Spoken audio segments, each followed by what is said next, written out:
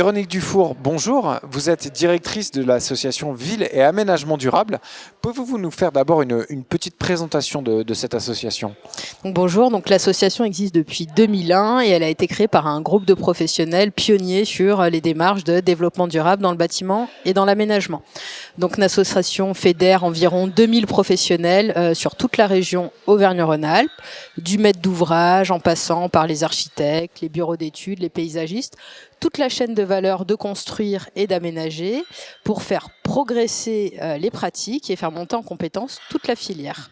D'accord. Quel a été un peu l'historique de comment est-ce que c'est monté un petit peu en puissance cette association ? Donc l'association est montée en puissance à partir de 2006 quand elle est devenue centre d'échange et de ressources pour les bâtiments et les aménagements durables avec par conséquent des financements de l'ADEME et de la région Auvergne-Rhône-Alpes.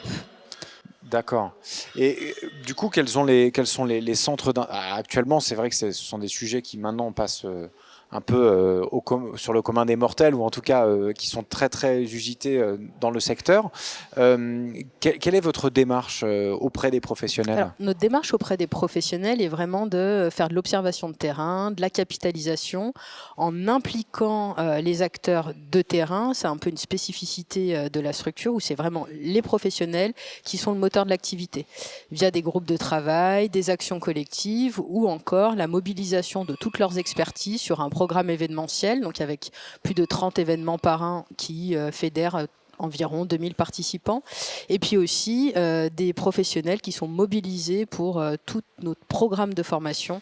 Donc on forme entre 100 et 200 stagiaires par an sur tous les sujets, des sujets plutôt larges comme la construction frugale, mais aussi des sujets beaucoup plus précis comme le réemploi ou la RE 2020, la future réglementation. D'accord, alors est-ce que vous avez des exemples récents ou moins récents d'actions que vous avez pu mener, ou est-ce qu'il y a des sujets actuellement, on va dire, à la mode, plus particulièrement que votre association porte ? Alors, on porte énormément de sujets parce qu'on se veut une association assez transversale, c'est-à-dire qui ne se préoccupe pas que de l'énergie ou que des approches carbone, qui replace vraiment l'humain, l'usager, les habitants au cœur des projets et des processus, des modes de faire.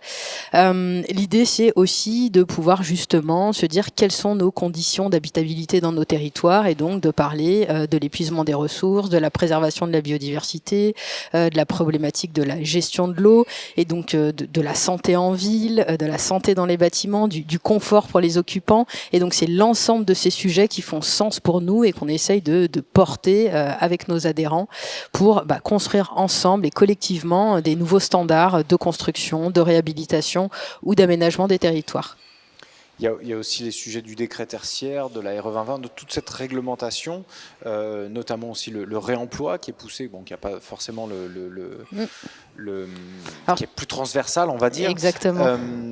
Donc c'est sûr qu'on sent beaucoup d'engouement pour les sujets réglementaires, ça, donc la RE 2020. Notamment sur les formations. Exactement, voilà, c'est très prégnant. Le décret tertiaire où on essaye de faire monter en compétences et de faire croiser l'offre et la demande pour que tout le monde soit au niveau et qu'il y ait vraiment des chantiers et des bâtiments qui se mettent au niveau.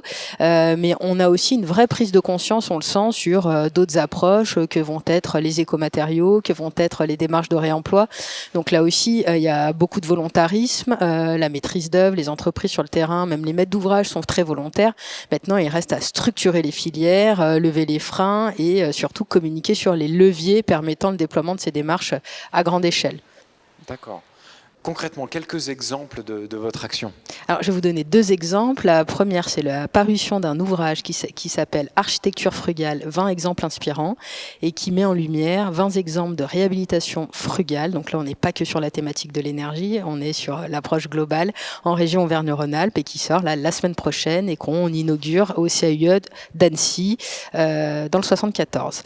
Deuxième exemple, sur les conditions d'habitabilité et la question des territoires, on lance un cycle de conférences qui s'appelle Nos territoires, vecteurs d'habitabilité, justement pour promouvoir ces approches transversales qui placent le vivant au cœur des démarches. Véronique Dufour, merci beaucoup pour votre témoignage. Merci à vous.